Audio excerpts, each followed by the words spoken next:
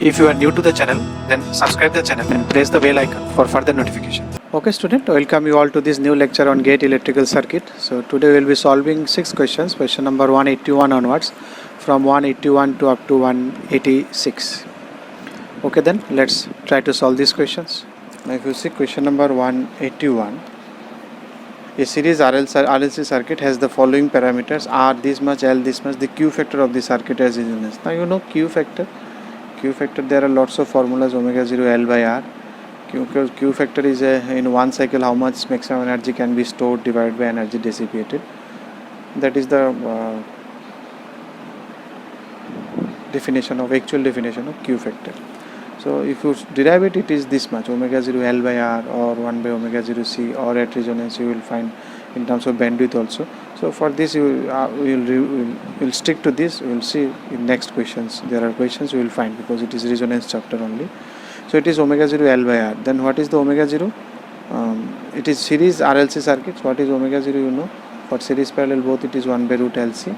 So you can apply from here. You can calculate. Root L is given, C is given. 0.01 into C is 100 into 10 to the power minus 3. So if you calculate, your omega 0 will be 31.622. Around this you will get it. Now if you put it there, omega 0 and L and R, I think you can put omega 0 this value 31.622 and L is 0.01. Finally you will get Q0 is equal to 0.032. In 182 what they are asking, a coil can be modeled as series RL circuit because it has a resistance also, it has L also. That's why they are modeling as RL circuit.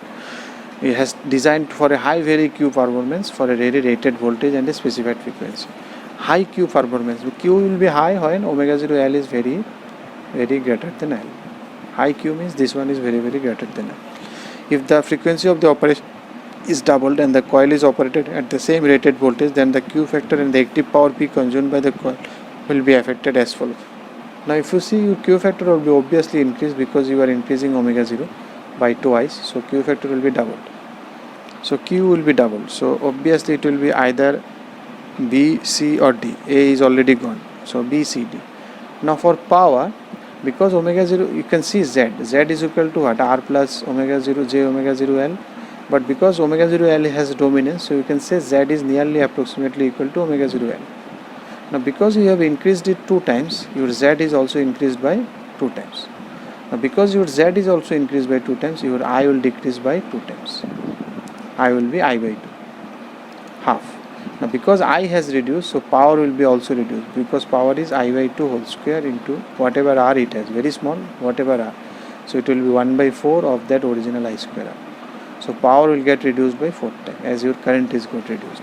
R is same, there is no reduction is R. You may think that there will be no power drop, but because you are changing the frequency, you are dealing with impedance. So your impedance getting increased or decreased, due to which current will decrease and which will decrease your power consumption. So P is decreased by 4 times, Q is double. That is your option D. Now in 183, the circuit with a resistor R, inductor and capacitor in series resonance at F0. This is given at F0, it is resonant.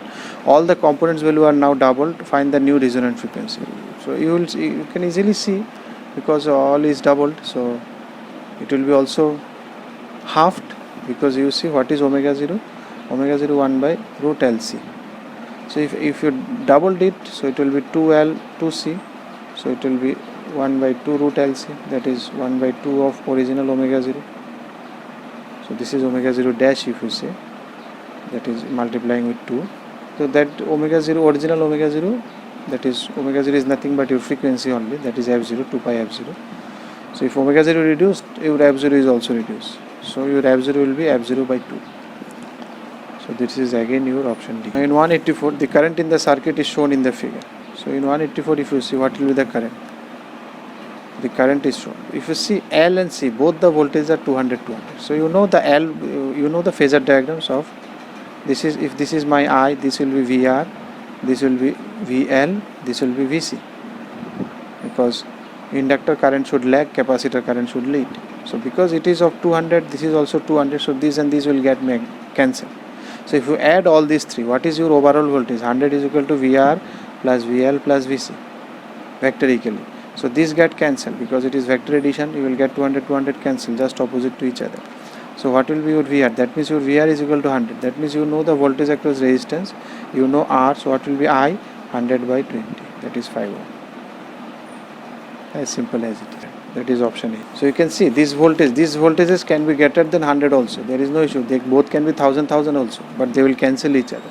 The source voltage is 100. It can reach anywhere because J omega L, J omega C, that is XL and XC, can take any value. You can take L on C, you can increase both these. But the idea that whatever increase you give here, that same increase should be here also.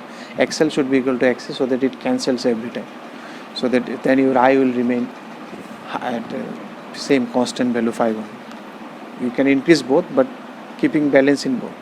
So your voltage drop can increase whatever they go, but they will cancel it out in the addition. So in 185 what they are asking, a series RLC circuit when excited by 10 volts sinusoidal voltage with variable frequency exhibit resonance at 100 Hz and has a 3 dB bandwidth of 5 Hz. Now what is 3 dB bandwidth? 3 dB bandwidth is nothing but half power frequency. So if you see this one, half power frequency is, suppose this is my omega 0 or F0 if I say, because it is at 100 Hz given. So at some frequency your current will reduce to, power should reduce to half. Power should be reduced to half. Now for getting power half, I should reduce to I by root 2. So this is known as half power frequency, because power is nothing but I square R. So R always remains same. So if I becomes I by root 2, then it will be, power will be I square R by 2. So at this point your I becomes I by root 2. Suppose this is your maximum I. So this 2 point pi becomes, so this is known as half. So what is the difference? This difference is given 20 log this minus this, log I minus log I by root 2, log A minus log B is log A by B. So if you divide it, this minus this, I by root 2 divided by I, so you will find 20 log final value minus initial value. What is this change? That is nothing but this minus this also you can do, only plus minus will come, 1 by root 2, that will give you 3 dB. So 3 dB is nothing but half power frequency bandwidth. So this is known as bandwidth from here to here. This is bandwidth. So this bandwidth is of, they have given 5 Hz. 5 Hz means this side also 2.5, this side also 2.5. Okay. Now there is a relation between bandwidth. That's what I was discussing in while solving 181. So bandwidth you will find it is omega 0 by Q. Or you can calculate Q factor also, omega 0 by bandwidth. So more Q it is, more peaky it will be. If you increase your Q, that means omega 0 will be greater than bandwidth. So your bandwidth get narrower and this peak gives more sharp. So it will give something like this. So if your Q is more high. So that is quality factor, how relates with your resonant frequency. Now here you can see this is given. What is given? Your omega 0 is given. Omega 0, or you can write it in F0 also, if both are in frequency. Your bandwidth is also in Hertz. F0 is also in Hertz. So 100 by 5. This is the bandwidth they have given and it is 100 Hertz. So it is 20 is your bandwidth. Now if your 20 is in bandwidth, then they are asking your voltage across. Now Q is already omega 0 L by R, you have seen. So from here we can find the reactance of the L. Once you know the reactance of the L, then you can find the drop, because it is at when you apply 10 volt, it is at resonance. 10 volt it is at resonance. That means at resonance, what is the net drop? You have seen what is the net drop. This is VR. So VR is given I into R or I naught into R, that is at resonance it is given 10 volt. So if you can calculate the relation between omega 0, this XL and R, because I know I0 into R, so I can find how many times it will be. Okay, this is given 20, so omega 0 L is equal to 20 into R. Now if you multiply it by I0 both this, I0 into omega 0 L, which is nothing but my drop across L, I0 into XL, 20 into I0 into R. So 20 into 10. So you can see, if you know the Q factor, you can find the voltage drop across inductor also, because 200 is across inductor, so across capacitor will be also 200, because it is at resonance. So this is the drop across L also, this is the drop across C also, but both are at 180 degree phase. If L is at atto, then C is it. So they are both are facing each other, just opposite to each other at an angle shift of 180 degree. Voltage across L and voltage across C. So you can see your input voltage is 10, but voltage across L is 200. So it can go up to 200, 300, 400, whatever, but it will get reduced, it will get cancelled with C. Now again in 186, if you see in a series RLC circuit at resonance, the magnitude of the voltage developed across capacitor is always 0. No, not necessary, because it will not be 0. If it has to be 0 across L, it has to be also 0. So it is not in a series. In resonance, you need to have both. These should be cancelled out. So always you cannot say. They can be 100 also, like this. There are so many examples. The last examples also, across L it was 100 200, across C also it was 200. Can never be greater than input voltage. No, we have seen it can be greater than 200 input voltage. You have seen here 200 voltage, 10 volt was input.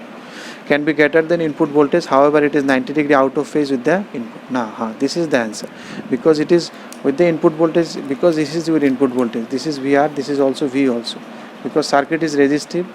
So this V and I, there will be no angle. So this is my VR also, which is my V also. Supply voltage, it is itself VR, all get cancelled out. So it is with 90 degree phase shift. You can see voltage across capacitor is 90 degree phase shift. Same voltage across inductor is also 90 degree phase shift. And the fourth one is greater than input voltage and it is in phase. So in phase it will not be. So C will be the answer. It will be always 90 degree phase shift. If you like the video, then press the like button and please give your valuable comments in the comment section.